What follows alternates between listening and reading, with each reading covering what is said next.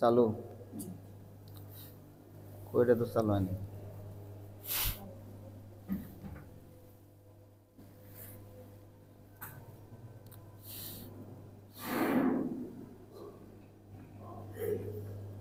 নাহমাদুহু ওয়া নাস্তাঈনুহু ওয়া নাস্তাগফিরুহু ওয়া নু'মিনু বিহি ওয়া নাতাওয়াক্কালু আলাইহি ওয়া নাউযু বিল্লাহি মিন শুরুরি আনফুসিনা ওয়া মিন সাইয়্যাতি আ'মালিনা।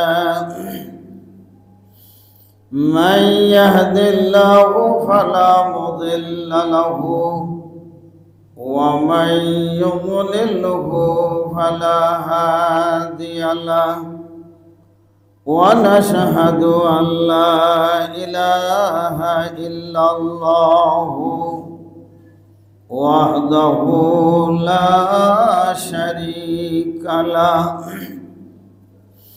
لا شريك له لا نظير له ولا وزير له ولا ناصر له ولا ناصر له ولا قبل له ولا بعد له ولا وقت له ولا زمان له ولا حبيب له ولا طبيب له ولا بشير له ولا رفيق له ولا صديق له ولا شفيق له ولا حسن له ولا أصل له ولا نصل له لا مثل له ولا مثيل له لا مثال له ولا زد له ولا ند له حد لمولاه الآن كما كان لا يلقى زوالا فأشهد أن محمدا حبيبنا وحبيب ربنا وطبيبنا وطبيب قلوبنا فالمبعوث إلى الأسود والأحمر والأصغر والأكبر والإنس والجان لتتميم مكارم الأخلاق إنك لعلى خلق عظيم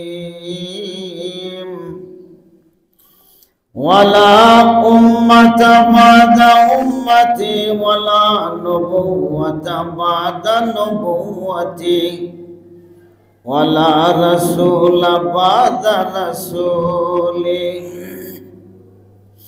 ولا إحسان بعد إحساني ولا إكرام بعد إكرامي ولا خلق بعد خلقي ولا خلق بعد خلقي ولا شريعة بعد شريعتي ولا كتاب بعد كتابي ولا قرآن بعد قرآني وعلى آله وصحابه الذين هم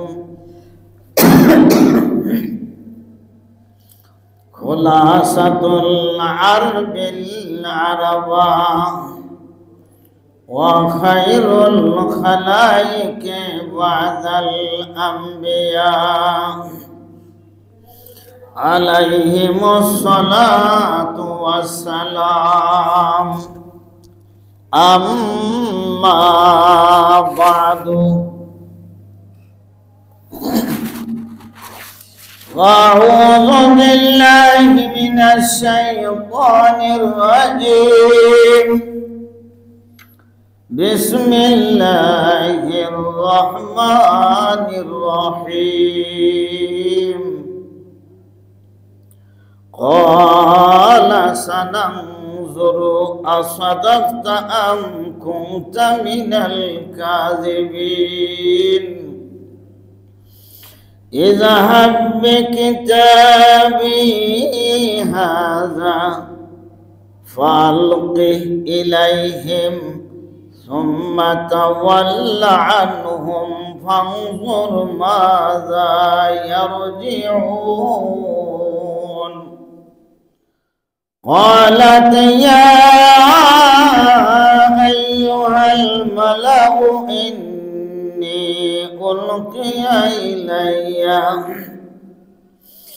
إني ألقي إلي كتاب كريم إنه من سليمان وإنه بسم الله الرحمن الرحيم. ألا تعلوا علي وأتوني مسلمين. صدق الله المولانا العظيم وصدق رسوله النبي الكريم ونحن على ذلك من الشاهدين والشاكرين والحمد لله رب العالمين.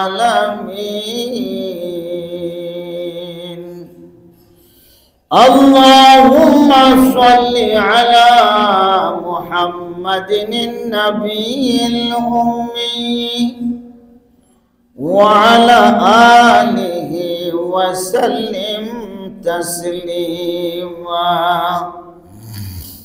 رب اشرح لي صدري ويسر لي أمري واحلل عقدة من لساني يفقه قولي. رب زدني علما. اللهم أيدني بروح القدس. আলহামদুলিল্লাহ, আল্লাহ পাকের বহুত বড় মেহেরবানি যে আল্লাহ তাআলা আমাদেরকে পবিত্র জুমাদিল উলার শেষ জুমায় আমাদেরকে আল্লাহ পাক ভরপুর যোগদান করার তৌফিক দান করেছেন। সেই মহান সত্তা, সেই মহান প্রভুর দরবারে অসংখ্য সুখ্যাতি, তারিফ আর প্রশংসা। আলহামদুলিল্লাহ।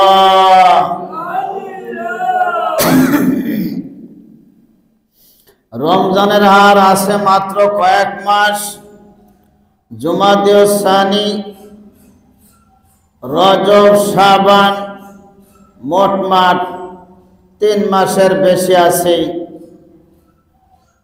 যেই পবিত্র মাসে 11 মাসের সর্দার, 11 মাসের গুনাহ মাফ করে আল্লাহ তাআলা, যে মাসটি হলো সমস্ত মাসের নেতা, উত্তম সর্দার, গুনাহ মাফের মাস, পরিচয়ের মাস, জান্নাতের মাস। সেই মাস আসার আর আছে মাত্র 3 মাস। হযরত ইউসুফ আলাইহিস সালাতু ওয়াস সালামরা ছিলেন 12 ভাই। এই 12 ভাইয়ের মধ্যে প্রধান ছিলেন হলো হযরত ইউসুফ আলাইহিস সালাম। একজনের কাছ থেকে 11 ভাই বরকত পাইছে, সাহায্য পাইছে। এমনি ভাবে রমজানের মাসটা এরকম বরকতপূর্ণ মাস। এই মাসের কারণেই বাকি মাসগুলো বরকত পায়। আল্লাহ পাক আমাদেরকে তৌফিক দান করে, আল্লাহ আমাদেরকে ধৈর্য ধারণ করার তৌফিক দান করে। আল্লাহ যেন আমাদেরকে সুস্থ রাখেন। যে মাসটি আসতেছে, যে মাসের একদল লোক আছে তাদের রোগ হয়ে যাবে তাড়াতাড়ি, কারো ব্যথা শুরু হবে, কারো গ্যাস্ট্রিক বাড়বে। আর এমনও কিছু মানুষ আছে তারা খুব তাড়াহুড়া করতেছে। আল্লাহ যে মাসে নফল করলে ফরজ, ফরজ করলে অসংখ্য, সেই মাস আমাদেরকে আল্লাহ তুমি তাড়াতাড়ি উপহার দাও। এরকম মানুষও বহু আছে। আল্লাহ তুমি আমাদেরকে সহি দিন বোঝার তৌফিক দান করো। সকলেই বলেন আল্লাহুম্মা আমিন। আমরা সূরা নামলের আলোচনা শুনে আসতেছিলাম। হযরতে সুলাইমান আলাইহিস সালাতু ওয়াস সালাম পাখিকে ডাক দিয়ে বলল, তার উপর সে নারাজ হয়ে গেল। বলতেছিল যে তাকে আমি জব করব, তাকে আমি কঠিন শাস্তি দেব। যদি কোনো নির্ভরযোগ্য সংবাদ নিয়ে আসে তাহলে বিবেচ্য। হুদহুদ পাখি এসে যখন হাজির হয়ে গেল, ঘটনা বলে দিল। হযরতে সুলাইমান আলাইহিস সালাতু ওয়াস সালাম তিনি বলেন, তোমার কথার উপর আমি নির্ভরশীল হতে পারি না, পারি না, পারি না। ক্বালা সানানজুরু আসাদাকতা আম কুনতা মিনাল কাযিবিন। আমি একটু অতি তাড়াতাড়ি খেয়াল করতেছি, অতি তাড়াতাড়ি আমি লক্ষ্য করতেছি, দেখব তুমি কি সত্য বললা না তুমি মিথ্যুকদের দলভুক্ত। এটা আমি যাচাই করব। কোরআনে কারিমের শব্দ আসাদাক্তা মানে সত্য বলা, সাদ্দাক্তা মানেও সত্য বলা, সমর্থন করা। যেমন কোরআন শরীফের অন্য জায়গায় আছে সাদ্দাক্তা রুইয়া। হযরত ইব্রাহিম আলাইহিস সালাম যে স্বপ্ন দেখেছেন বাস্তব দেখেছেন। সাদ্দাক্তা মানেও সত্য, সাদাক্তা মানেও সত্য। তা আমি খেয়াল করতেছি যে তুমি কি মিথ্যা বলো না সত্য বলো, এটাকে যাচাই করার জন্য। না তুমি মিথ্যুকের দলভুক্ত। আর মিথ্যুকের শাস্তি হলো কঠিন। আর মিথ্যুক চেনার হলো পরিচয়, মুনাফিকদের চেনার পরিচয় হলো মিথ্যুক। আয়াতুল মুনাফিকে সালাসাতুন, মুনাফিকের পরিচয় তিনটি। মুনাফিকের পরিচয় হলো তিনটি। ইজা হাদ্দাসা কাযাবা, কথা বলে মিথ্যা বলে। ইজা ওয়াদা আখলাফা, ওয়াদা করে তার উল্টা করে। ইজা উতমিনা খানা, আমানতের খেয়ানত করে। ওয়াইজা খাসামা ফাজারা খালেসান মুনাফিকান। আল্লাহ রসুল বলেন, আরেক জায়গায় আছে মুনাফিকের পরিচয় চারটি। মুনাফিক যখন ঝগড়া বাজে পরস্পরে তখন সে মারাত্মক গালি দেয়, এটা হলো খালেস মুনাফিক, অকপট মুনাফিক। কাজে মুনাফিককে চেনার উপায় হলো এইগুলা। মিথ্যা বলবে, ওয়াদা খেলাফ করবে, আমানতের খেয়ানত করবে, মানুষকে গালি দিবে। আল্লাহ পাক বলেন যে দেখো আমি তোমাকে তোমার মায়ের পেটের মধ্যে তোমার মুখকে আমি পবিত্র রাখছি। তোমার মায়ের নাভির সাথে তোমার নাভির সাথে আমি রক সেট করে দিয়েছি, তার ফিট করে দিয়া তোমার শরীরের মধ্যে রক্ত সংযোজন করে দিছি। মুখ দিয়ে নাপাক খাওয়াই নাই। আমি এই জন্যই খাওয়াই নাই যে তুমি জমিনে আসবে, বাবা বলবে, উস্তাদ বলবে, ইমাম বলবে, খতিব বলবে, অনেক আল্লাহ আল্লাহ করবে, রসুলের কথা বলবে, নবীদের কথা বলবে, সাহাবীদের কথা বলবে, ওলামাদের কথা বলবে। এগুলার মুখ থাকে পবিত্র। এই পবিত্রতাকে রক্ষা করার জন্য আমি তোমাদেরকে মার পেটের মধ্যে হারাম খাওয়াই নাই।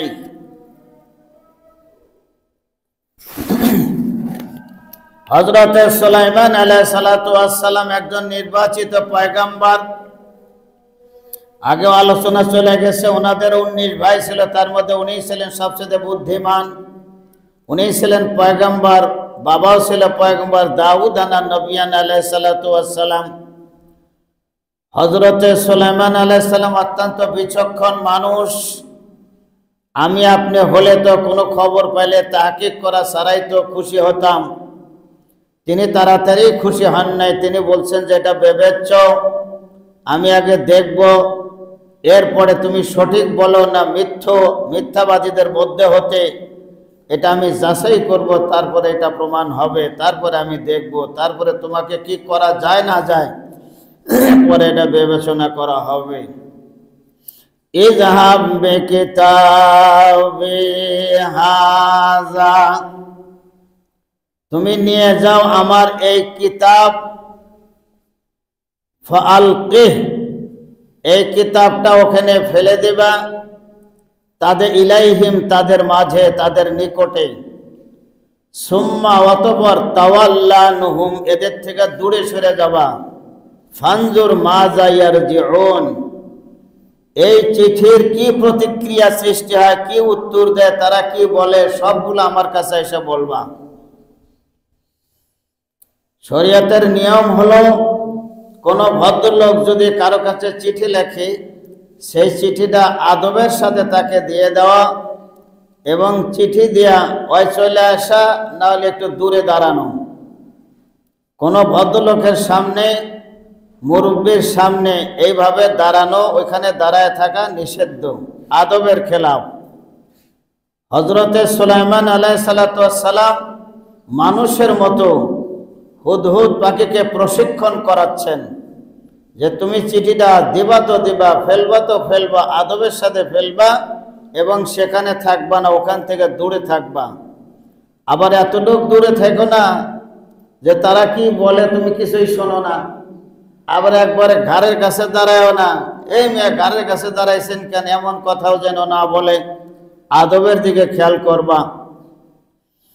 একজন পয়গম্বর একজন পাখিকে প্রশিক্ষণ করায়, তার যোগ্যতা ছিল পারছে, কিন্তু আমরা তো মানুষকেও প্রশিক্ষণ করায় কিছু শিখাইতে পারতেছি না, মানুষ তো শিখতেছে না। তাহলে একটা পশু সে শিক্ষা অর্জন করে, বোঝে, আদব রক্ষা করে, মানুষের মধ্যে আদব পাওয়া যায় খুব বিরল, খুব কম। বলে আমার এই কিতাব নিয়ে যাও। এই কিতাব কোরআনে কারিমের নাম হলো 5টা। একটা হলো কিতাব, একটা হলো কোরআন। এই কোরআন শব্দটা কোরআনের মধ্যে আসছে 62 জায়গায়। এরপরে কোরআনের আরেক নাম হলো তানজিল, কোরআনের আরেক নাম হলো ফুরকান, কোরআনের আরেক নাম হলো জিকির। এই কোরআনের 5টি নাম, আর প্রায় 55টি বা 60টির মতো আছে কোরআনের গুণাবলী, সিফাত। এই 5টি নাম হলো কোরআনে কারিমের। কিতাব মানে কোরআন, কিতাব মানে ইনজিল, কিতাব মানে তৌরাত, কিতাব মানে জাবুর, কিতাব মানে সহিফা, কিতাব মানে সহিফা, কিতাব মানে আসমানি কিতাব সমূহ। যার কারণে এই কিতাব শব্দের অর্থ হলো এখানে চিঠি। ইযহাব বিকিতাবি হাযা, আমার এই চিঠি, আমার এই চিঠি নিয়ে যাও। তাহলে কিতাব মানে চিঠি, কিতাব মানে কোরআন, কিতাব মানে তানজিল, কিতাব মানে জিকির, কিতাব মানে ফুরকান। কিতাব মানে হলো আপনার আসমানি সহিফা, কিতাব মানে তওরাত, কিতাব মানে ইনজিল, কিতাব মানে জবুর। আবার কিতাবের অর্থ হলে এখানে লিখছে চিঠি।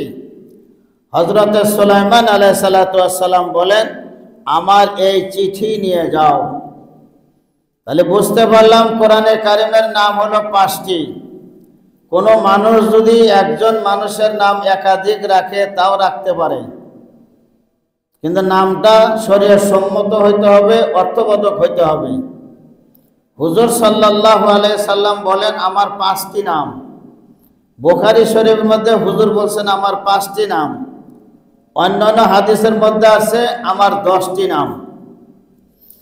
আল্লাহ পাকের যেমন 99টি নাম আছে, রসুলের ওরকম 99টি নাম আছে। আল্লাহর যেমন প্রসিদ্ধ নাম আছে আল্লাহ, রসুলেরও প্রসিদ্ধ নাম হলো মুহাম্মদ। আল্লাহ পাক রসুলের সাথে আল্লাহর সাথে নানান দিক দিয়ে মিল আছে, এই জন্য নামও বেশি রাখা যাবে, কিন্তু অর্থবোধক হইতে হবে। কিন্তু আমরা একটা নামই রাখি, যে নামটা শুনলে এটাকে হিন্দু, এটাকে খ্রিস্টান, এটাকে বৌদ্ধ, এটাকে চারাল, এটা কি কিছুই বোঝা যায় না, কোনো অর্থ নাই। হাদিস শরীফের মধ্যে পাওয়া যায় যে হাসরের ময়দান যখন কায়েম হবে, অনেক মানুষ নামের কারণে জাহান্নামে যাবে। অনেক মানুষ নামের উসিলা আল্লাহ তাআলা তাদেরকে মাফ করে দিবেন।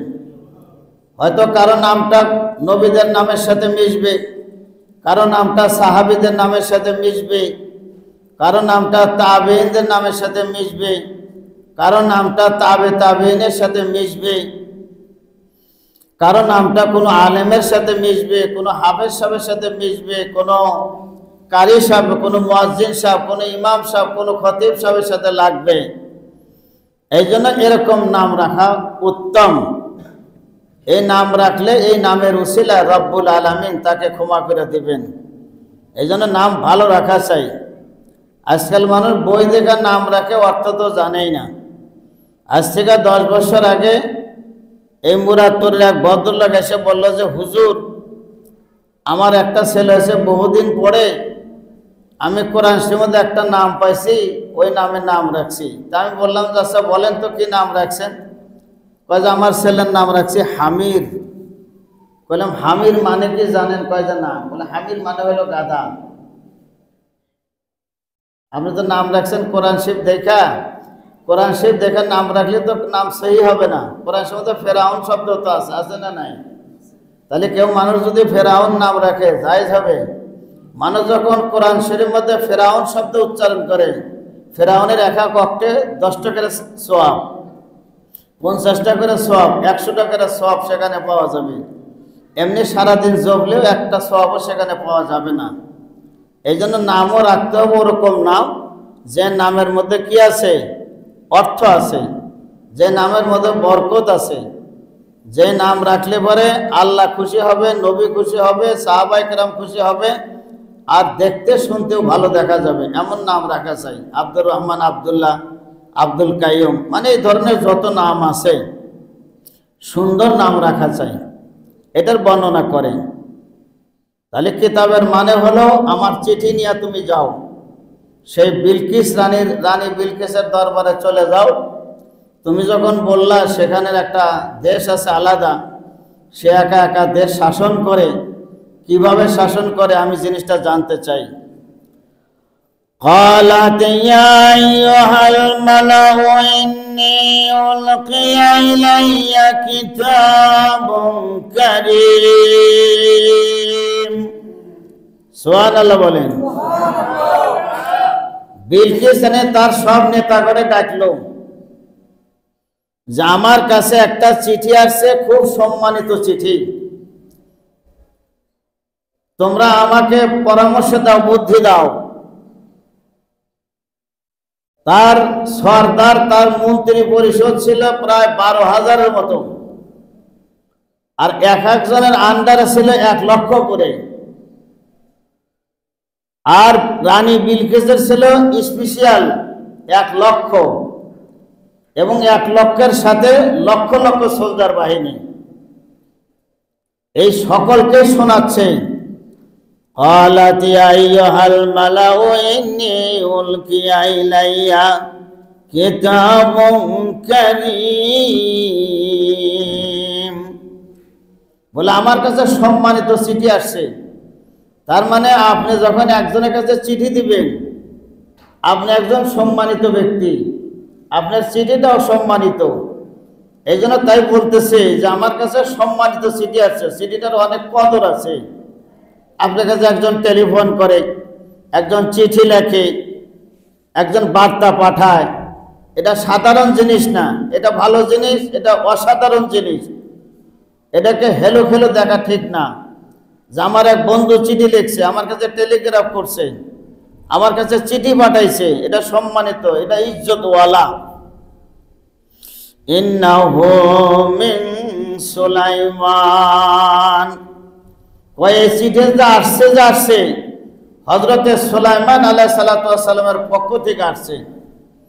আর সুলাইমান আলাইহিস সালাম এমন একজন মানুষ যার কথা বাতাস শোনে, সাগরের তলদেশের মাছ শোনে, মানুষ শোনে, জিন শোনে, ভূত শোনে, দেও শোনে, সকলেই শোনে। হযরত সুলাইমান আলাইহিস সালাতু ওয়াস সালাম মারা গেছেন, লাঠি মধ্যে খাড়া হয়ে রয়েছেন, কোরআনের মধ্যে আছে। আর জিন, ফেরেশতা, মানুষ সব কাজ করতেছে। কারণ মালিক যদি খাড়া হয়ে থাকে তাহলে লেবাররা কাজ করে না, কিন্তু আসলে তাজা না মরা।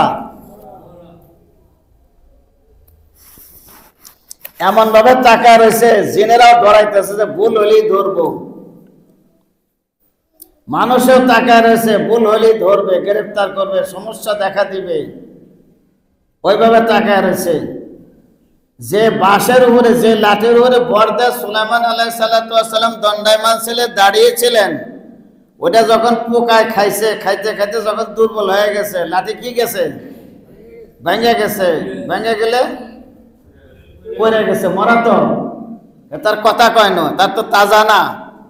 তখন তারা বুঝছে কি ব্যাপার, এই মরার দায়িত্ব পালন করলাম, তাহলে কি পরিমাণ রোগ ছিল। আর আমাদের মালিকেরা ফ্যাক্টরিতে ঢোকে, মালিকের সামনে ফাঁকি দেয়, যার কারণে সিসি ক্যামেরা লাগানো। আমরা মাদ্রাসায় সিসি ক্যামেরা লাগাই দিছি, বাসায় বাসায় সিসি ক্যামেরা লাগানো। কারণ যুগেরও ডিমোশন আসতেছে, মানুষেরও উল্টা উল্টা বাড়তেছে। ফ্যাক্টরির মধ্যে সিসি ক্যামেরা লাগানো, ওর মধ্যে ফাঁকি দিতেছে। মানুষ এই যে চেক করতেছে, মানুষ বিমানে সফর করতেছে, অবৈধ জিনিসটা পার হইতেছে, কেমনে পার হইতেছে তা আল্লাহই জানে, ধরা পড়ে না, আবার ধরা পড়তেছে। যত আবিষ্কার বেশি হইতেছে তত চুরির পলিসিও বাড়তেছে, সুন্দর বাড়তেছে। বিমানে ম্যাচ নেওয়া নিষেধ। তা আমার এক সাথী যখন করাচিতে যাই, তো একটা ম্যাচ নিয়ে গেছে, ওই দেশে ম্যাচের খুব দাম বেশি ছিল তখন। আরে বড় বড় ম্যাচ পাওয়া যেত 5-7টা নিচে, ম্যাচ নেওয়া তো নিষেধ। সে কেমনে কেমনে কেমনে কেমনে এটা প্যাকেটিং করছে, ওটা মেশিন আর আসে না। আর আমি একটা ম্যাচ নিয়েছি ছোট, সবাই বলে যে নিয়ে যাও, দেশে পাওয়া যায় না। পরে আমি প্যাসের মধ্যে রাখছি, দোকানের সাথে সাথে কাজে আপনি এটা বের করেন। সে ব্যাগটা খুইলা আমি যে বাসের মধ্যে রাখছি, আমার তো মনে নাই, এমনভাবে হাত ঢুকেলে বের করে নিল। তাহলে আমারটা ধরা পড়লো, আর এক প্যাসের নিলে এত গেছে, এটাও কিন্তু কি ধরা পড়ে নাই। তাহলে এর দ্বারা বোঝা গেল যত সূক্ষ্ম জিনিস আবিষ্কার হইতেছে তত সূক্ষ্ম মানুষও তৈরি হইতেছে, ফাঁকি দেওয়ার পলিসিও বুঝতেছে। মালিক দাঁড়ায় আছে, এর মধ্যে ফাঁকি দেয়। মাদ্রাসার ছাত্ররা আমরা পড়াই তো, তা আমি এক মাদ্রাসায় গেছি পরীক্ষা নেওয়ার জন্য। তো সেই মাদ্রাসায় হাফজাখানার ছেলেরা পড়তেছে, খুব মাদ্রাসা, খুব বড় মাদ্রাসা, উত্তরবঙ্গের এক বড় মাদ্রাসা। তো হাফেজ সাহেব দুইটা ছেলেরে ডাক দিল, ডাক দেয় নেই, দুইটা বাড়ি লাগাইল। বললাম যে আপনারা মারলেন কেন? ছেলেগুলো এত সুন্দর পড়তেছিল, কয় যে এই দুইটা পড়তেছিল, এই দুইটা কথা কয়। এই দুইটা কি কয়? কথা কয়। আরে কি কথা কয়? কয় যে ওরা ঢোল আর পেশাল পরে, আপনি ধরতে পারবেন না। আমি মুখ দিকে টের পাই যে পড়তেছে না, এই হাফেজ সাহেব ধরতে পারবো, কারণ হাফেজ সাহেব ফাঁকি দিছে, ফাঁকি আলা করে ধরতে পারবো, কারণ আমার ধরার ক্ষমতা নেই, আমি ধরতে পারিনি। তাহলে বলেন ওস্তাদ বসে রয়েছে, মানে কথা বলতেছে আর মাথাও ঢুলাইতেছে, তাহলে এটা ধরতে পারছে কেটা? ওস্তাদে। তো এই জন্য বলা হইতেছে যে মানুষ যত চালাক হইতেছে, চালাকের জিনিসও কি হইতেছে? আবিষ্কার হইতেছে। ইন্নাহু মিন সুলাইমান, ওই চিঠিটা যে আসছে একজন বড় মানুষের পক্ষ থেকে আসছে, এবং আসতে তো আসছে এই মানুষটা একজন সম্মানিত মানুষ, একজন পয়গম্বর। তিনি কোনো বাদশা না, তিনি কি না? বাদশা না, তিনি একজন পয়গম্বর। ওয়াইন্নাহু বিসমিল্লাহির রহমানির রহিম বলে চিঠি লেখছে তো লেখছে, আবার সেখানে কোরআনের আয়াত দিয়ে লেখছে। এখন এই কোরআনের আয়াত কাফেরদের কাছে লেখা যাবে কিনা? শরীয়তের মসলা, তারা মসলা বের করছে যে হুজুরে পাক সাল্লাল্লাহু আলাইহি সাল্লাম যখন চিঠি লিখতেন কাফেরদের কাছে, তিনিও বিসমিল্লাহ লিখতেন, কোরআনের আয়াতও লিখতেন। বলে এরা হলো নাপাক, পাক জিনিসের দ্বারা চিঠি কেমনে লেখে? সমস্ত মুহাদ্দিসিন, সমস্ত মুফাসসিরিন, সমস্ত মুফতিয়ানে কেরাম তারা সিদ্ধান্ত দিয়েছেন যে দাওয়াত ও তাবলীগের জন্য, মানুষকে হিদায়াতের জন্য ভালো জিনিসের মাধ্যমে চিঠি লেখা কি আছে? জায়েজ আছে। আর যখন চিঠি লিখবেন, ওই চিঠির মধ্যে সর্বপ্রথম আপনার নামটা লিখবেন। চিঠির মধ্যে নাম ছাড়া হওয়া চাই না।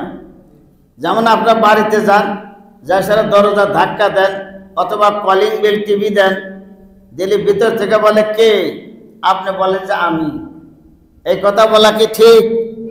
আপনি বলবেন যে আমি অমক, বা সালাম দিলে বাড়িওয়ালি বুঝবে আমাদের লোক। সালাম দিলে কি বুঝবে? আমাদের লোক। এখন যখন ওখানে ফ্যান চলতেছে ঘরের মধ্যে, আওয়াজ বোঝা যাচ্ছে না, তাহলে আমাকে নাম বলতে হবে, বা অমুকের দাদা, অমুকের নানা, অমুকের বাবা, আমি অমক, এটা বলা সুন্নত। বলে তা বুঝলেন কেমনে? বলে নবী আলাইহিস সালাতু ওয়াস সালাম যখন আকাশের সফরে গেলেন, প্রথম আসমানে গিয়ে পাইলেন হযরত আদম আলাইহিস সালামকে। দরজা তো লক করা, হ্যাঁ, দরজা কি করা? বন্ধ। তো যাই সারা কলিং বেল টিভি দিন, দরজা ধাক্কা দিলেন, ভিতর থেকে বললেন কে? তো বললেন যে আমি জিবরিল আলাইহিস সালাতু ওয়াস সালাম। মান হাজা? জিবরিল আলাইহিস সালাম। ভিতর থেকে বললেন যে আপনার সাথে কে? বলে আমার সাথে আখিরি জামানার পয়গম্বর মুহাম্মদ সাল্লাল্লাহু আলাইহি সাল্লাম। দরজা খুলে দিয়েছেন, ভিতরে ঢুকছেন, এইভাবে পুরো আরশে আজিম পর্যন্ত গেছেন। তাহলে আপনি যখন বাড়িতে যাবেন, বাড়িতে যায় সেটা যখন দরজা খাবার দেবেন রাতের আধারে বা যে কোনো টাইমে, কি বলবেন? হ্যাঁ, আপনার নাম বলবেন। নাম না বললে তো বোঝা যাবে না, কারণ আজকাল যে অবস্থা, কোন লোক ঢুকে পড়ে, কোন ক্ষতি করে, কি পরিবেশ বিষাক্ত করে, এই জন্য নাম বলা কি সুন্নত। সালাম দিতে পারলে তো বেশি ভালো, সালাম দিতে পারলে কি বেশি ভালো। তো সালাম তো আপনাদের মুখ দিয়ে আইব না, সালাম দেওয়া তো এটা কঠিন কাম। সালাম দিলে তো এটা শরম, সালাম এটা শরম না, এটা বহুত শরমের কাজ। সালাম দেওয়াটা, নিজের মানুষকে সালাম দেওয়াটা কি বহুত কঠিন কাজ, বহুত কঠিন আমল। বিবিকে সালাম দেওয়া, ভাইকে সালাম দেওয়া, অমুককে সালাম দেওয়া, এটা সহজ না কঠিন। বিআইনকে সালাম দেওয়া, বিআইরে সালাম দেওয়া, তাওয়াইরে সালাম দেওয়া সহজ। অন্য মানুষকে সালাম দেওয়া কি সোজা, কিন্তু নিজের বাইরে সালাম দেওয়া কঠিন। আর নিজের বাইরে যদি সালাম দিতে পারো, সালামন তিবতুম কয়, সালামন কাওলাম মির রব্বির রাহিম কা, তোমার আল্লাহ বেহেশতে ঢুকাইব। সালাম এটা শান্তির জিনিস। যেখানে সালাম দরকার সেখানে নাই, যেখানে না দিলে গুনাহ হইব না সেখানে আছে। কি, যেমন মনে করেন আপনার মসজিদে নামাজ পড়তে আইছেন, অনেকে আইছেন তো অনেক গেঞ্জি গায়ে দিয়ে পড়ছেন, পার্কে ঘুরতে যান, সুন্দর করে পায়জামা পরেন, সুন্দর করে পাঞ্জাবি গায়ে দেন, ভালো করে সেন্ট লাগান, ভালো জামা গায়ে দেন, পরিষ্কার হয়ে যান, আর মসজিদে যত নোংরা হয়ে আসা যায়, এটাই আপনাদের কাছে সুন্নত। আল্লাহও নারাজ, ফেরেশতাও নারাজ, জনগণও নারাজ, সবই নারাজ। এই নারাজিগি নিয়ে আপনি ঢুকলেন, নারাজি নিয়ে আপনি চলে গেলেন। আলেমরা বয়ান করে কি করবো, আপনি তো আলেম করে মানলেন না। ওয়াইন্নাহু বিসমিল্লাহির রহমানির রহিম, এটা কোরআন শরীফের আয়াত। এটা কি? এটা কোরআন শরীফের আয়াত। এই আয়াতটা আছে, এই আয়াত এই সূরার মধ্যে আছে, আর কোনো জায়গায় নেই। এই সূরার নামের মধ্যে শুধু বিসমিল্লাহ আছে। আমাদের সেই যোগ্যতা নাই, আমাদের সেই আমল নাই, কাজে আমরা এগুলা করতে পারি না। আমরা পানি পড়া দিলে সহজে ভালো হয় না। বাংলাদেশের শ্রেষ্ঠ বড় আলেম ছিলেন শাইখুল হাদিস আল্লামা আজিজুল হক সাহেব। উনি দারুল দেওবন্দে পড়েন নাই, উনি চলে গেছেন ডাবেলে। দেওবন্দের পাশে একটা জায়গা আছে ডাবেল, সাব্বির আহমদ ওসমানী রহমাতুল্লাহ দরবারে উনি পড়তে গেছেন। পড়তে গেলে 24 পরগনা থেকে একটা চিঠি আসলো। সেই চিঠির মধ্যে লিখছে যে তোমার ভাইকে সাপে কামড় দিছে, তুমি তাড়াতাড়ি আসো, ভাইকে যদি তাজা দেখতে চাও তাড়াতাড়ি চলে আসো। যখন আপনার ভাই যদি অসুস্থ হয়, ভাইয়ের যদি কোনো সমস্যা হয়, আর বাড়ির থেকে যদি কোনো চিঠি আসে, তাহলে কি কেউ থাকবে?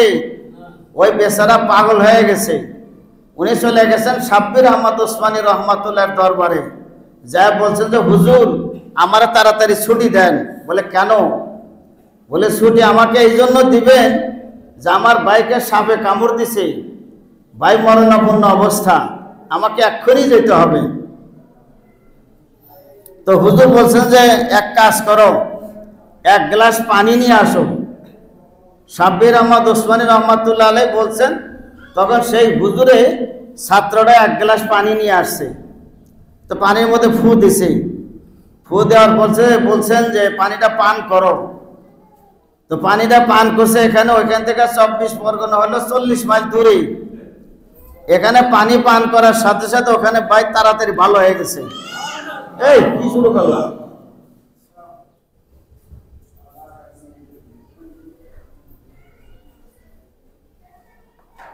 বাচ্চা মারা চিল্লাচিল্লি করে তুমি মসজিদে নিয়ে আইন, আর আমি এখানে কোরআন হাদিসের ওয়াজ করতেছি। তোমরা শক্ত কথা বলে সমালোচনা করো, আরো জ্ঞানজাম করো, বাড়িতে নিয়ে যাও।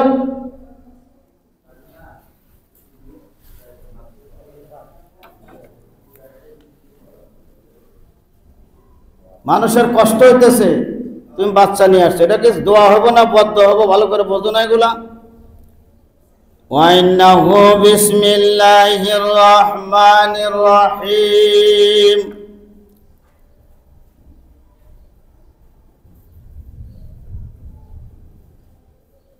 কি বলতেছিলাম? যে পানি পান করছে 40 মাইল দূরে। পান করার সাথে সাথে লোকটা চাঙ্গা হয়ে গেছে, ভালো হয়ে গেছে। সাব্বির আহমদ ওসমানী রহমাতুল্লাহ আলাইহি বলেন যে এখন ছুটি দিলাম, বাড়িতে যাও, দেখা করে আসো। আল্লামা আজিজুল হক সাহেব রহমাতুল্লাহ আলাইহি 6 বছর ছিলেন ডাবেলে। আমার সে ডাবেলের সফরে যাওয়া পড়ছে। পরে উনি চলে গেছেন। রাস্তার মধ্যে যে বাইরে সাপে কামড় দিয়েছে, সেই ভাই তাকে নিতে আসতেছে। কয় যে এরকম মিথ্যা চিঠি পাঠাইলা? কয় না, মিথ্যা চিঠি না তো, আমার পায়ে কামড় দিয়েছে, এখন সে দাগ আছেই, আর মা বাবা কান্নার উপরেই আছে। তার মানে? বলে তার মানে টানে বুঝি না, হঠাৎ করে আল্লাহ আমারে ভালো করে দিছে। তখন আরেক গোপন কথা আর বলে না। মা বাবার সাথে দেখা করে, ভাইয়ের সাথে দেখা করে বাড়িতে পৌঁছায় দেয়, সোজা ডাবেলে চলে আসছে। আসার পরে হযরতে শাইখুল হাদিস সাহেব রহমাতুল্লাহ কাছে বলছেন যে ভাই অসুস্থ হলো, ভাই পানি পান করলাম আমি, ভালো হয় ভাই, ঘটনা কি? কোন দোয়া পড়ছে হুজুরে? এই দোয়া না শেখা পর্যন্ত আমরা আর সবক পড়ব না, টাইট করলাম। আপনারা হরতাল দিচ্ছেন না, আগে এরকম হরতাল দিছে, টাইট কয় পড়বো না। কি ব্যাপার, তোমরা ক্লাসে আসো না? কয় যে হুজুর আপনি কি দোয়া পড়লেন, কোন দোয়া পড়ে ফু দিলেন? যে দোয়া পড়ে ফু দিলে পানি পান করে একজন ভালো হয় আর একজন ওই দোয়া না শেখা পর্যন্ত আমরা সবকে পড়বো না। হুজুরে কয় না, ছাত্ররাও ছাড়ে না, হুজুরও বলে না, ছাত্ররাও ছাড়ে না তো ছাড়েই না। পরে হুজুর বলছেন যে আমি তেমন কিছু দোয়া পড়ি নাই, আমি দিলের থেকে কোরআন শরীফের একটা আয়াত শুধুমাত্র পড়ছি, যে আয়াত পৃথিবীর সব মানুষ জানে, যার বাক শক্তি আছে সেও পারে বলতে পারে। সে আয়াতটা হলো বিসমিল্লাহির রহমানির রহিম। এই বিসমিল্লাহির রহিম করে আমি পানির মধ্যে ফু দিছি, আর আল্লাহকে আমি বলছি যে আল্লাহ ভালো করার মালিক হইলে তুমি, কারণ রক্তের সাথে যে কানেকশন আছে এটা তুমি ভালো করতে পারবা। আর আপনারা সকলেই ভালো করে জানেন, বনি ইসরায়েলের মধ্যে মুসা আলাইহিস সালামের যুগে একজন মানুষকে হত্যা করছিল, শোনেন নাই? লোকজন এসে বলল যে পয়গম্বর, আমার ভাইকে কে হত্যা করছে, লোক আসামি ধরে দেন। মুসা আলাইহিস সালাম তখন কি বললেন? আল্লাহ আয়াত নাযিল করলেন, বললেন আনতাজবাহুল বাকারা, গাই জব করো। যদি গাইটা জব করে দেয় তাই কোন কাম হয়। যখন বলা শুরু করেছে কেমন করবো হ্যান ত্যান আবি যাবি করতে করতে অনেক টাইম চলে গেছে। পরে অনেক স্বর্ণ রূপা দেয় সেই গরুটা কেনা লাগছে। বলে এক কাজ করো, গাভী জব করবা, আর যে মরা মানুষটা আছে বুঝেন, কিন্তু দুই মরা, এখানে তাও দুজন তাজা, ওখানে মরা কয়জন? দুজন। খেয়াল করেন, এখানে মরা তাজা হলো দুজন। যিনি যাচ্ছেন তিনিও তাজা, যাকে দেখতে যাচ্ছেন তিনিও জীবিত, তিনিও জিন্দা। আর মুসা আলাইহিস সালামের যুগে যে ঘটনা ঘটতেছে, ভাইয়েরা মাইরা ফেলাইছে, এখন আসামি তো নাই, এখন আসামি ধরবো কেমনি? পরে আল্লাহ জানায় দিচ্ছে যে গরু একটা জব করো, ওই গরুর লেজ যে বাইরে মারছে ওর শরীরের সাথে লাগায় দাও। যে শরীরের সাথে লাগাই দিছে বেচারা তাজা হয়ে গেছে। সুবহানাল্লাহ বলেন। আল্লাহ মরার দ্বারা জিন্দা করে, মরার দ্বারা কি করে? যে তাজা হয়েছে জিজ্ঞাসা করে তোমার মারছে কেটা? কয় আমার চাচাতো ভাই অমুকে মারছে আমারে। আর কি পুলিশের দরকার আছে? আসামি ধরতে গিয়ে আর সমস্যা হইব? তাহলে মরার দ্বারা আল্লাহ তাআলা মানুষ জিন্দা করেন। আর এটা তাজা মানুষ, তাজা মানুষে ফু দিছে 40 মাইল দূরে, আল্লাহ পাক এমন তাসির ফিট করে দিছে, সেখানে গিয়ে লাগছে। আমার স্বাস্থ্য ভাই বোনরা থাকেন নিউ ইয়র্কে, আমেরিকাতে। এবার খুব অনেক পয়সা, তো এরা নামাজ কালামের ধার ধারতো না, এখন পড়ে। এরা মোল্লা মুসল্লি মানে না। তা আমার এক ছোট বোন আছে পারবিন, এ খুব পয়সাওয়ালা লোক, অনেক বড় চাকরি করে, তার একটা ছেলে আছে। ওই ছেলেটা অসুস্থ হলো, চাষি আবার আগের যুগের মানুষ, গ্রাম দেশের লোক। হে আবার কয় যে এক কাজ করো, ভাইয়ের কাছে ফোন দাও, ওইখান থেকে ঝাড়বো, ভালো হয়ে যাব। তো এরা তো ওই তালের লোক না, কাজে হ্যাঁ আমেরিকা কই, বাংলাদেশ কই, আর মোল্লায় কই, ওখান থেকে ঝরলি কোনদিন ভালো হইব? এটা কোনো কথা হইল? কয় যে না, এখানে আর একটা রোগী আসছিল, 1 মাস ঝাড়ছে, আল্লাহ ভালো করে দিছে। কারণ আল্লাহ পাক মানুষের মাধ্যমে তো অনেক কিছু আবিষ্কার করছে, না করে নাই? বাতাস মাপার যন্ত্র অ্যারোমিটার ও ব্যারোমিটার। বাতাস মাপার যন্ত্রের নাম কি? অ্যারোমিটার ও ব্যারোমিটার। গরম বাতাস মাপার যন্ত্রের নাম কি? থার্মোমিটার বা থার্মোমিটার। দুধ মাপার যন্ত্রের নাম ল্যাক্টোমিটার। পড়ছেন তো আপনারা, এই লাইন তো লেখাপড়া করছেন না আপনারা, আমার তো সার নাই, আমি আপনাদের কাছে শুনে শুনে কই, ঠিক হয় না ভুল হয় তাই তো আমি জানতেছি না। একটা হলো অ্যারোমিটার ও ব্যারোমিটার, বাতাস মাপার যন্ত্র, আর একটা হলো গরম বাতাস মাপার যন্ত্রের নাম কি? আর দুধ মাপার যন্ত্রের নাম ল্যাক্টোমিটার। তো বাতাস মাপার যন্ত্র যদি মানুষে আবিষ্কার করতে পারে, তো আল্লাহ রাব্বুল আলামিনের কোরআন, তার তাফসীর হাজার হাজার কোটি কোটি মাইল দূরে আল্লাহ পৌঁছাইতে পারে। পারে না? পারে না? আপনারা যারা উপস্থিত আছেন, দোয়া শুনতেছেন, ভালো লাগতেছে, বয়ান শুনতেছেন, ভালো লাগতেছে, কিন্তু বহু ফেরেশতা আছে এখানে দরুদ শরীফ হচ্ছে। এই ফ্যান মাঝখানে দাও, এই মাঝখানে 2টা ফ্যান দাও, ওনে দিও না, আজি সবাই শীত লাগে, সবারই শীত লাগে, দাও মাছ মাছ মাঝে মাঝে দাও, হ্যাঁ মাঝে মাঝে দিয়ে একটা করে দাও। এই দেখেন এখানে কত রকমের লোক, চপ গ্যাঞ্জাম করবি তো ঘাট ধরে বাইর করে দেবো, চোখ হুজুর মুজুর নাই এখন আলাদা অ্যাডমিনিস্ট্রেশন। নামাজের পরে এসে আমার ঘরে উঠে আমি কিচ্ছু বলবো না। আমার প্রতিষ্ঠান চলাকালীন আমি বাপ চিনি না, মাও চিনি না, ভাই চিনি না, বোন চিনি না, খালু চিনি না, ফুফা চিনি না। যখন আমি প্রতিষ্ঠানে ঢুকবো আমি পুরো আজরাইল, আর যেই প্রতিষ্ঠানে আমার কাজ শেষ হয়ে যাবে আমি জিবরাইল। আমি ঠান্ডা মাথায় কথা বলবো। আজ পর্যন্ত সারা বাংলাদেশে 48 বছর হলে আমি কাজ করি, কারোর সাথে আমার বিভেদ সৃষ্টি হয়নি, কারণ আমি কারোর সাথে দুর্ব্যবহার করি নাই। যখন আমার প্রশাসন চলবে, আমার কাজ চলবে, আমি কাকেও চিনি না, আমি কাকেও আমি চিনবো না। ফ্যান মাঝে মাঝে ঢুকায় দাও, কাকেও আমি চিনি না। খবরদার কেউ ভুল কাজ করেন না। মাদ্রাসা ছাড়বো, দেশ ছাড়বো, জাতি ছাড়বো, এলাকা ছাড়বো, কিন্তু হককে কিন্তু আমি ছাড়বো না। আরও বলে দিলাম, আমার বাপেকে কিন্তু আমি তওবা করেছি, আমি কিন্তু সেই সন্তান। কাজে কেউ জ্ঞানজাম করবে না, উল্টা পাল্টা কেউ করবে না। সকলের কাছে উদাত্ত আহ্বান এবং অনুরোধ, কাজে জ্ঞানজাম করে চুপ করে বসে থাক। মুতাওয়াল্লির নাতি হওয়ার জান্নাতি হও। মুতাওয়াল্লির সাথে বড় হলাম আমি, আলেমের সাথে বড় কেউ পৃথিবীতে আছে? নামাজ পড়বা আমার পিছনে, দোয়া নিবা আমার, সবকিছু নিবা আমার সামনে পর্দানি করবা, আর এটা আমি মানবো? এই গোলামি বরদাস্ত হবে না, হবে না। বহুত চালাইছো, কিন্তু জ্ঞানজাম করবার জলবার ধ্বংস হইবা। ভালো করে কয়ে দিলাম, বদদোয়া করলাম না, হুঁশিয়ার করে দিলাম। ঠিক আছে? ওকে, হ্যাঁ। বাচ্চা কাছে নিয়ে আসবা, শাসনে রাখবা। যদি না রাখতে পারো, এটাও ডবদা মসজিদ। তোমার মতো এরকম মসজিদে মুসল্লির প্রয়োজন নাই। ভূতানগর সাথে শূন্য গোয়াল বলো, এই বই পড়েন নাই? পড়ছেন? কে বলতেছিলাম বলেন? দূরের থেকে দোয়া। আরে আর দোয়া ও মুখুল ইবাদত। মুহাম্মদুর রাসূলের দোয়া হলো সমস্ত ইবাদতের গোড়া, ফাউন্ডেশন, কনেকশন, ভিত। আর দোয়া হুয়াল ইবাদত, দোয়াটাই ইবাদত। আর দোয়া সালাহুল মুমিনিন, দোয়া হলো মুমিনের হাতিয়ার। কি মনে করলেন আপনি? আপনি দোয়া নিবার এসে বদদোয়া নেন? আপনাকে জাহেরি বদদোয়া করবো, গোপনে বলে দেবো, পেরেশানি দূর হবে না। যার কারণে আপনাদের 12 আনা মানুষের পেরেশানি দূরও হয়ও না, আর হবেও না। কারণ আপনার মানুষের মতো পড়েন না তো, পশুত্বের জীবন আপনাদের। আল্লাহর ঘরে এসে গ্যাঞ্জাম, মসজিদে গ্যাঞ্জাম, মাদ্রাসায় গ্যাঞ্জাম, আল্লাহ রসুলের সামনে গ্যাঞ্জাম। কেন? এগুলো কি?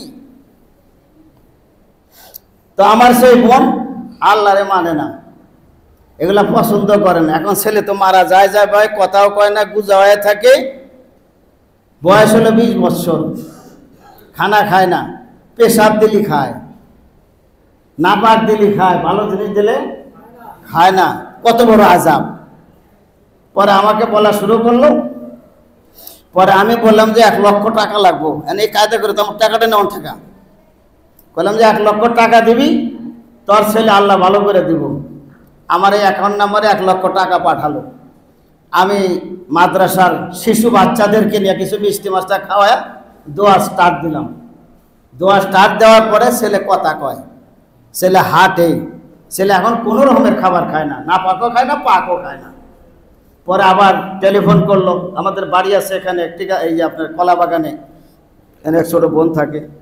সে বললো যে এখন হাঁটাওটা করে, কথাবার্তা কয়, খানা কোনোটাই খায় না। বললাম খাইব। পরে এখান থেকে যারা শুরু করলাম, বাচ্চাকে দিয়ে পেলাম যে এই জায়গায় ফু দাও। শিশু বাচ্চা যেগুলো মাসুম, গুনাহ করে না, গুনাহ করা জানে না। কারণ আমি ফু দিতে দিতে আমার মধ্যে দুর্বলতা এসে গেছে, কারণ আমার তো গুনাহ আছে, ইচ্ছা বানিয়েছে, আমার গুনাহ আছে না? আমার চোখের গুনাহ, মুখের গুনাহ, জবানের গুনাহ, ব্রেনের গুনাহ, চলার গুনাহ, বলার গুনাহ, ইত্যাদি ইত্যাদি গুনাহ হয় বড় মানুষদের। যেভাবে হোক একভাবে হয়তো গুনাহ। পরে বাচ্চাদের ফু শুরু করলাম। রাত্রে তাহাজ্জুদের সময় একাধারে 15 দিন এই সূরা ইয়াসিন পড়ে বিভিন্ন দোয়া পড়া ফুক টুক দেওয়া শুরু করলাম। আল্লাহ এত ভালো করে দিয়েছে, এখন আমেরিকার বড় ডক্টর, ডাক্তার না ডক্টর, প্রফেসর। এখন এমন মহব্বত হয়েছে, যখন খাইতে যাবো আর বইতে যাবো আর চলতে যাবো, ভাই ছাড়া আর বোঝে না। এখন ভাই সব কিছু। তাহলে মানুষ যখন ঠেলাত পড়ে না, সবাই সোজা হয়। ঠিক না বে ঠিক? বলি না বিদ্যারায়ে ফাসাবার না, বলি না বেসারায়ে ফালাম নাসবির। হযরত ওমর বলেন, মানুষ যখন বিপদে পড়ে তখন ধৈর্য আসে, আর মানুষ যখন বিলাসিতায় থাকি আল্লাহর কথা বেশি মনে আসে না। তোর বাস্তির যখন এই যে পেশাবের পায়খানার রাস্তা নাই, কয়বার আল্লাহ আল্লাহ করছিস বেটা বল দাঁড়ায় থেকে, আর আগে কয়বার বলছিস? সমস্ত মানুষের এটা থিওরি যে মানুষের যখন রোগ হয়, অসুস্থ হয়, বেশি বেশি মানুষ আল্লাহরে ডাকে, ঠিক না ব্যাটি? জ্বর আসে উঠতে পারে না, আল্লাহ আল্লাহ ভাই দোয়া করো, আল্লাহ কয় না কয় না? কারণ আল্লাহ খুশি হয়। হযরত আইয়ুব আলাইহিস সালাম 18 বছর অসুস্থ ছিলেন, কি রোগে ছিলেন তার বর্ণনা কিতাবে পাওয়া যায় না, এতটুকু থাকেন। হযরত আইয়ুব আলাইহিস সালাম ঘুমের ঘরে আল্লাহরে ডাক দেন, আল্লাহ কয় লাব্বাইক। আইয়ুব আলাইহিস সালামের আওয়াজ শোনাই যায় না, আর আল্লাহ আরশে আযম থেকে কয়, এ আইয়ুব তুমি চিন্তা করো কেন, আমি তোমার ঘরের কাছে বসা। সুবহানাল্লাহ বলেন। আইয়ুব আলাইহিস সালাম সুস্থ হলেন, সুস্থ হয়ে সেরা রাতের আধারে তাহাজ্জুদের সময় আল্লাহর ডাক দেয়, ইয়া আল্লাহ ইয়া আল্লাহ ইয়া আল্লাহ, কোনো অ্যানসার নেই। আইয়ুব আলাইহিস সালাম আল্লাহরে ডাক দেয়, কইলেন যে আল্লাহ, আমি অসুস্থ যখন ছিলাম তখন তোমার আমি নামসাম ভাবে ডাক দিছি, আর তুমি আমার জবাব দিছো, আর এখন উচ্চ স্বরে মহাব্বতে এত সুন্দর করে আমি ডাক দেই, তুমি শোনো না? কয় যে আইয়ুব শোনো, যখন তোমার কেউ ছিল না তখন ছিলাম আমি, এখন তুমি নবীও আছো, তোমার সাহাবীও আছে, তোমার সবকিছুই আছে, তোমার ইমানের মধ্যে একটু ঘাটতি চলে আসছে, কাজে কাজে এটা আমার পরীক্ষা। কথা বোঝেন নাই? মানুষ যখন সুস্থ থাকে তখন আল্লাহরে কম ডাকে। ব্যবসা চলতেছে ভালো, হুজুরের সাথে কথা বলার সময় নাই, সুযোগ নাই। রাজশাহীতে আমি গেছি জলসা করতে, তো ওখানে একটা বড় মার্কেট, সেই মার্কেটে ঢুকছি কলম কেনার জন্য। তা আমার এই বেশভূষা দেখা মালিক বলতেছে, হুজুর এখন যাকাত দেওয়া বন্ধ। কথা বুঝছেন? এখন যাকাত দেওয়া কি বন্ধ, তার মানে হুজুররা আসে যাকাত নেওয়ার জন্য, এই জন্য বেচারা কইছে। তা আমি আর রাখলাম না, কিছু বললামও না। তা আমি খরিদ্দার মানুষ দোকানদারকে বললাম যে ভাই এই কলমটা কত? বলে এত। এই জিনিসটা কত? মানে অনেক কিছু বাজার টাজার করবো আর কি, শ্বশুরবাড়ি ওখানে তো পরে অনেক কিনে কিনলাম, পরে 3 থেকে 4,000 টাকার মাল সামান কিনলাম, আজ থেকে 25 বছর আগে। তখন এই লোকটা আমার কাছে, হুজুর আপনি থাকেন কোন হানে? বললাম কে দাওয়াত দিবেন? আমারে জিজ্ঞাসা করেন কেন আমি থাকি কোন জায়গায়? আমারে ঢোকার সাথে সাথে আপনি কইলেন যে যাকাত বন্ধ। হুজুর দেখলে মাথার মধ্যে কামড়ায়, শয়তান মাথার উপর সোয়ার হয়। আরে যদি যাকাতের জন্য আইসা থাকে, যাকাত কি তুমি খাইতে পারবা? সাদগা খাইতে পারবা? মান্নাত খাইতে পারবা? ইন্টারেস্ট খাইতে পারবা? না করলেন কেন? পরে পরিচয় দিলাম, এখন কই বসাইবো না বসে, যাই হোক ঘটনা হলোই, মোল্লা দেখলে মাথার মধ্যে কামড়ায় না কামড়ায় না? হ্যাঁ, তো কামড়াইলে পরে অসুখ হইলে পরে মোল্লাদের কাছে আও কেন? মোল্লারা তো তোমার কাছে যায় না, কোনো মোল্লা আপনাদের কাছে দোয়ার জন্য যায়, চান্দার জন্য যায় যে ভাই আমি অসুখ হয়ে গেছি, আমার জন্য আপনি দোয়া করেন। মোল্লারা দোয়া চায় পাইকারি হারে, হুজুর দোয়া করেন আপনারা সবাই, এই পর্যন্তই। আমরা দোয়া চান, আবার টাকা দেন, আবার খাওয়ান দেন, আবার আদর করেন। কোন হুজুরে দেয় আপনাদেরকে? কি জন্য দেবো? আপনি দোয়াই তো জানেন না। এখানে দাঁড়া থেকে কয়টা লোক 10টা দোয়া শুনাইতে পারবেন না। সূরা ফাতিহা শোনাইতে তো আত্মমাত্রা হুমড়ে যাবো না। তা আপনাদের চালানি তো নাই, তারপরে দুষ্টামি করেন, আল্লাহকে বরদাস্ত করবে। সকলে নাউজুবিল্লাহ পড়েন, ইস্তিগফার করেন, আস্তাগফিরুল্লাহ রাব্বি মিন কুল্লি যামমিন ওয়া আতুবু ইলাইহি লা হাওলা ওয়ালা কুওয়াতা ইল্লা বিল্লাহিল আলিয়্যিল আযীম। আল্লাহ তুমি আমাদের জীবনের গুনাহ মাফ করে দাও। লা হাওলা ওয়ালা কুওয়াতা ইল্লা বিল্লাহিল আলিয়্যিল আযীম যদি আপনারা প্রতিদিন 100 বার করে পড়েন, 1 মাসের মধ্যে দেখবেন যে আপনার অভাব দূর হয়ে গেছে, আপনার বালা দূর হয়ে গেছে, আপনার বিপদ দূর হয়ে গেছে। আপনি পরীক্ষা করে দেখেন। একজন সাহাবী, তার নাম হলো সালেম, তার বাবার নাম হলো আউফ ইবনে মালিক আশজাই। উনি এসে বললেন যে হুজুর, আমার ছেলেকে কাফেররা গ্রেফতার করছে, ওর মাও পাগল হয়ে গেছে, আমিও পাগল হয়ে গেছি। আল্লাহ রাসূল বললেন, লা হাওলা ওয়ালা কুওয়াতা ইল্লা বিল্লাহিল আলিয়্যিল আযীম পড়তে থাকো, তোমার ছেলেরও পাইবা, লক্ষ লক্ষ টাকার সম্পদও পাইবা। সুবহানাল্লাহ বলেন। এক সপ্তাহ তাকে গ্রেফতার করে রাখলো। হঠাৎ করে তার পরিচয় হয়ে গেছে, এখন দেয়া করলাম তো যায় না, এর ছেড়ে দিয়ে রাখছে, বান্দা রাখছিল যে এখন ছেড়ে দিয়ে রাখছে। সবাই দুপুরের সময় খানা খায়, টাটে ঘুমাইতেছে। এখন চিন্তা করছে এই সময় আমার ভাগার টাইম। গেটে এসে দেখে দাঁড়ানো ঘুমায়, সামনের গেটে এসে দেখে দাঁড়ানো ঘুমায়, পরের গেটে এসে দেখে কেউ নাই। বাইরে এসে দেখে ওয়ালের পাশে বিশাল বড় একটা উটনি মহিলা। সে মহিলা উটনি হযরতে সালেম রাদিয়াল্লাহু তাআলা আনহুকে দেখাই শুয়ে পড়ছে, বসে পড়ছে। উঠে তো ওঠা যায় না, তো যখন শুয়ে পড়ছে তখন উটের উপর উঠছে, উট তারে নিয়ে রওনা দিছে। কিছু দূর যাওয়ার পরেই 100 উট তার পিছে পিছে রওনা দিছে। কিছু দূর যায় দেখে যে অনেকগুলো গরু, কিছু দূর যায় দেখে অনেকগুলো ছাগল, কিছু দূর যায় দেখে অনেকগুলো মহিষ, সবগুলো নিয়ে বাড়িতে চলে আসছে। তোমার বাবা কয় যে এগুলা কই পাইলা? বলে এগুলা সব আমার পিছে পিছে আইছে। কয় রাসূলের কাছে শুনে মদিনায় যাও। রাসূলের কাছে শুনছে মদিনায় গেছে। কয় যে হুজুর এরকম মাল সামান, এরকম গরু ছাগল সব আমার সাথে আসছে। এই কাহিনী। আল্লাহ রাসূল বলছেন, কাফেরের থেকে ছুটকারা পাইলে এটা হলো গাজী হয়। তুমি হইলে গাজী, আর তুমি মালে গনিমত পাইছো, এটা গনিমতের মাল উম্মতে মুহাম্মাদের জন্য জায়েজ। এই সব মাল তোমার জন্য হালাল, এই সব মাল তুমি খাইবা। ছেলে পাইছে না পায় নাই? আপনারা যখন দোয়ার জন্য আসেন তো আমরা এগুলোই পড়ি, তা আপনারা পড়েন না কেন? আপনারা বললে আপনাকেও কাজে লাগবে, কিন্তু আপনারা পড়বেন না, তো আপনাকে নিজের উপরে নিজের বিশ্বাস নেই। আল্লাহ তাআলা আলাইয়া ওয়া আতুনি মুসলিমিন। হযরত সুলাইমান বললেন, খবরদার গ্যাঞ্জাম করো না বিলকিস রানী, আমার কাছে আসো, আসো আনুগত্যশীল হয়ে আসো, নহেলে আমি এমন বাহিনী পাঠাবো আমার বাহিনীর মোকাবেলা করতে পারবা না। সুবহানাল্লাহ বলেন। কাজেই মসজিদ মাদ্রাসা এগুলোর মোহাব্বত করেন, আরামে ঘুম হইব, ভালো থাকবেন, আপনারাই ভালো থাকবেন, আমরা ভালো আছি, আমার কোনো টেনশন নেই, আমার কোনো চিন্তা নেই। সারা বাংলাদেশের হুজুরেরা পড়ায়, 10 টাকা বেতন পাচ্ছি, হারা জগজগা পোশাক, জগজগা খাওয়ান, জগজগা। এলাকার মানুষ ব্যস্ত হয়ে থাকে, হুজুরে যদি খাওয়ান না দিতে পারি তাহলে আমার ইজ্জতের ব্যাপার। আপনি ইজ্জতের টানাটানি করতেন, হুজুরের ইজ্জতের টানাটানি নেই। কাজে এটা কেন? কোরআনের বরকত। কিসের বরকত? কিসের বরকত?